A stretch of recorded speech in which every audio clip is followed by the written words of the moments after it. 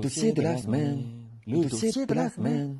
Le dossier de la semaine nous conduit ce soir au cœur de la véritable philosophie d'Internet. La libération des biens intellectuels et le partage du savoir, prôné par Aaron Swartz, sont les piliers d'un courant de pensée qui voudrait changer le monde en donnant à chacun les clés de la connaissance. Un sujet sensible parce qu'il touche à notre avenir, à l'éducation, au progrès et remet en cause des décennies de fonctionnement, notamment et surtout dans le domaine du copyright. Explication. En 1984, Richard Stallman quittait le célèbre Massachusetts Institute of Technology pour se consacrer au développement des logiciels libres. Pour lui, c'est l'homme qui doit contrôler la machine et pas l'inverse.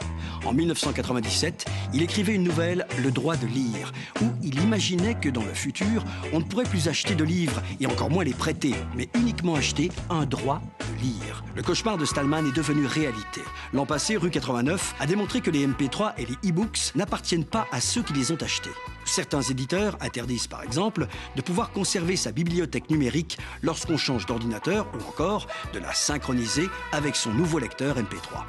Aaron Swartz, le jeune et brillant hacker dont le récent suicide a mis le web en émoi, est aujourd'hui considéré comme le premier martyr de la libre diffusion du savoir. Révolté par cette dérive du copyright, il avait alerté l'opinion publique sur les dangers que représentaient SOPA, PIPA et ACTA, trois projets rédigés dans la plus parfaite opacité sous la dictée des industriels du copyright et qui visaient à leur donner la possibilité de surveiller et contrôler ce que l'on peut lire, écrire et partager. Son manifeste de la guérilla pour le libre accès qualifiait de scandaleux et d'inacceptable le fait qu'un petit nombre d'entreprises privées aient réussi à privatiser les travaux universitaires du monde entier.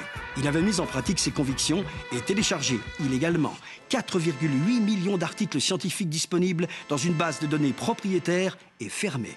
Il devait être jugé dans un mois, il encourait 35 ans de prison et $1 million d'amende.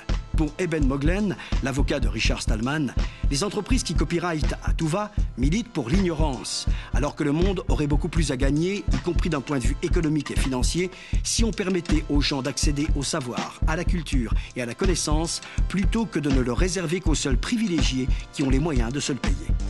Partager n'est pas voler, parce qu'en informatique, lire, c'est copier. Un ordinateur ne peut pas lire un fichier sans le copier. Vouloir empêcher la copie et donc le partage revient à interdire le droit de lire. Dans les années 80, on nous vantait la loi du marché. La crise aidant, on parle de plus en plus de la dictature des marchés. Il serait peut-être temps de débattre de la dictature du copyright.